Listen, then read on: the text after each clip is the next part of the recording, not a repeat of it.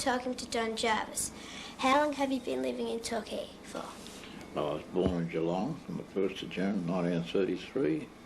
What do you remember about your school years? Well, I think I spent more time down the creek fishing, wagging school, and I know I got the cuts a few times. Kept in after school over night time. Hi, I'm William, and today I'll be interviewing Joan Kearney. How long have you lived in Torquay? About 45 years. How has Torquay changed over that time?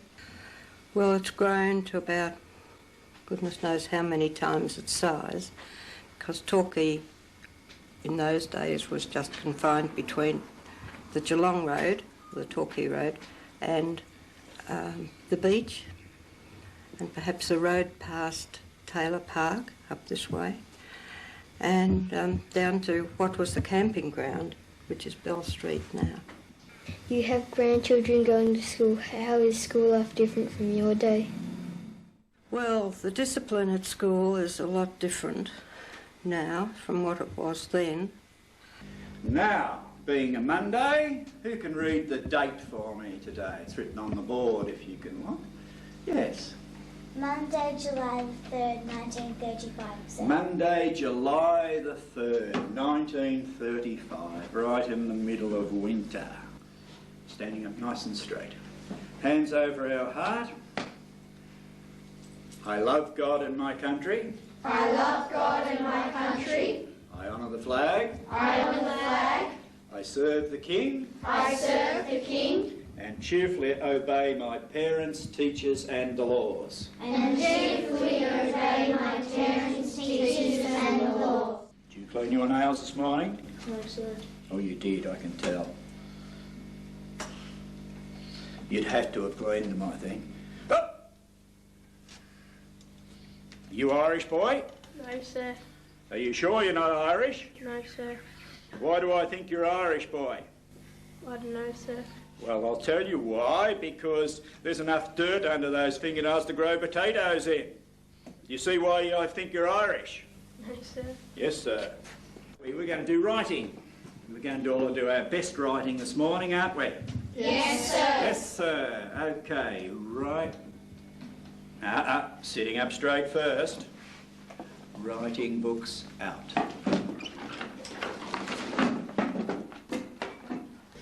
All right, let's start. Right hand in the air. We go up and down and up to the middle again and around, touch the other side and around again. Looks an easy letter to do, but it's fairly difficult. All right, who can come out to the front and do it for me?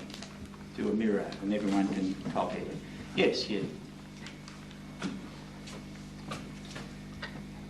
That's the way, up, down and around. That's it, thank you. You can sit down again. Who'd read the sentence we're writing for today? What about you over there? Spare the rod, spoil the child. Does anyone know what spare the rod, spoil the child means? If you do not use discipline, then you are spoilt. Spare the rod, spoil the child. What a good saying that is. Okay? Because we want you all to grow up. Start writing that sentence.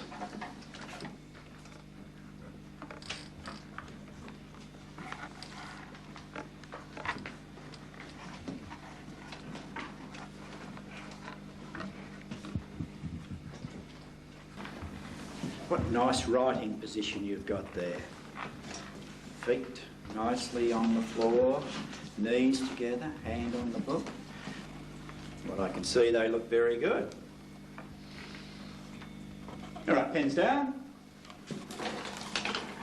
You cannot be good at arithmetic unless you know your tables, sir. Very good. Are you ready? Go. 1, 2 is 2. 2 2s are 4. 3 2s are 6. 4 2s are 8. 5 2s are 10. 6 2s are 12.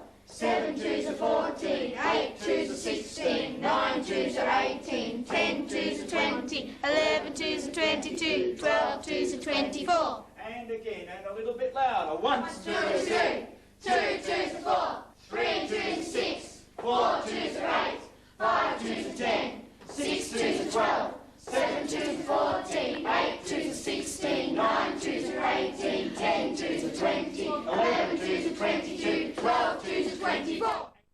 Now, seeing you've been very good and the bell's just about to go, I just might let you go early because I'm such a nice teacher. Would you like that? Yes, sir. Okay. I wouldn't want to be a teacher these days because children are harder to teach. They know different things and they know a whole lot more than they knew in those days. Torquay Primary School has 3 playgrounds, an art room, a computer room, a public library, canteen, music room and many classrooms. Hello, my name is Rochelle and I'm interviewing Pat Rose.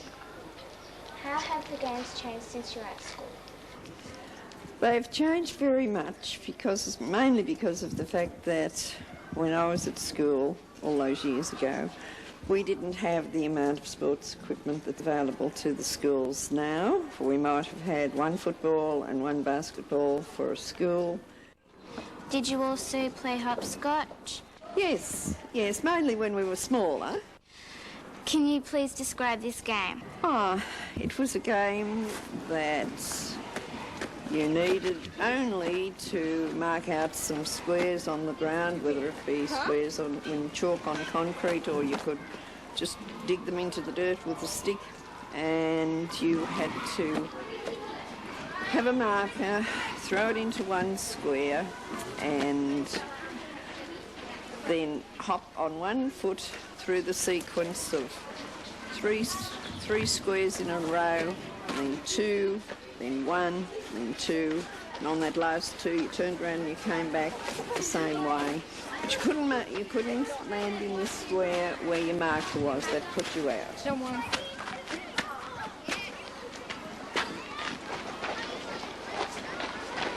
No, 1 foot. Now lean down.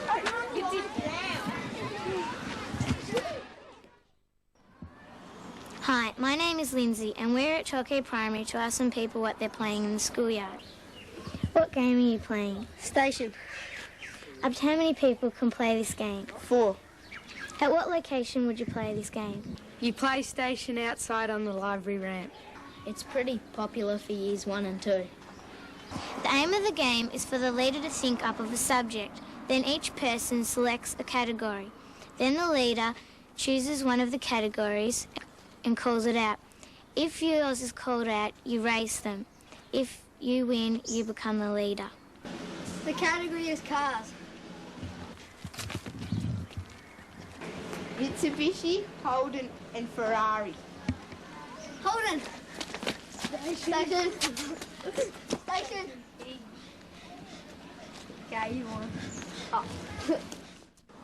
Hi, my name is Claire and today I'm interviewing Mrs. Russo. What kind of games did you play when you were at school? The games that we played were mainly the games that children play today. We liked to play hopscotch, we liked to play skipping games, we ran around, we played basketball and netball. What were your favourite games?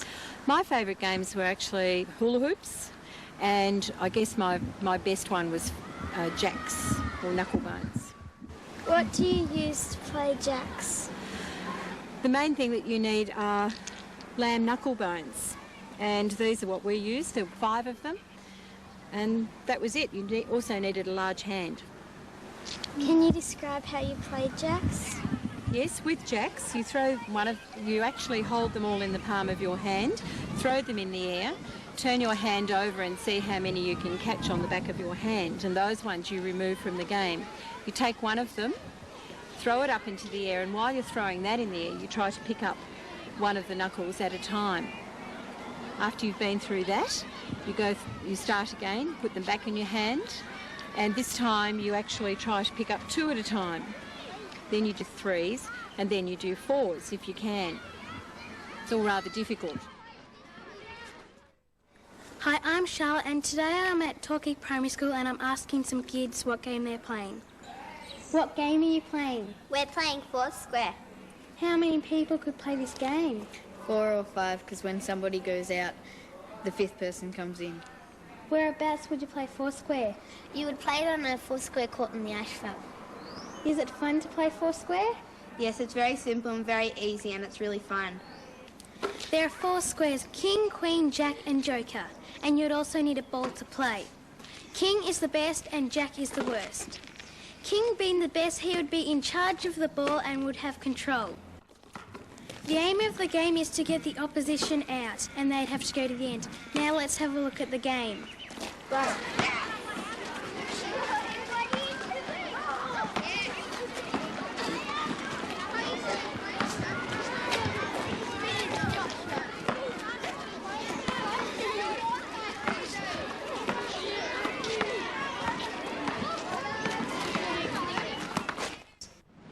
Torquay has seen many changes throughout its history. Even the name has changed from Publa to Spring Creek, and finally in 1892 to its present name of Torquay. In 1937, Bob Pettit and his family owned most of Torquay and Jan Juc. At that time, there was a population of just 17 people, with only 6 attending the school. Now, with over 650 students, we have outgrown the old school and have to move to a bigger site in the year 2000. There has also been a shift in the town's makeup. The area has changed from a holiday area into a permanent town. Many people still come to Torquay on holidays, but with today's modern roads, they can now work in nearby Geelong or Melbourne. There have also been changes on a more personal level. Since filming our historical classroom in 1935, even the way students are taught has changed. Teachers were very strict, and the strap was often used to terrify naughty children. Now, in 1999, using a strap is against the law. Kids used to play games with sticks, stones and animal bones. Now they buy expensive things like Furbies, Game Boys and Nintendos. We have seen so much change, and change can often be hard to cope with. But one thing hasn't altered. One thing will always remain the same. People still love coming to Torquay for the great surf and the wonderful beaches, and that will never change.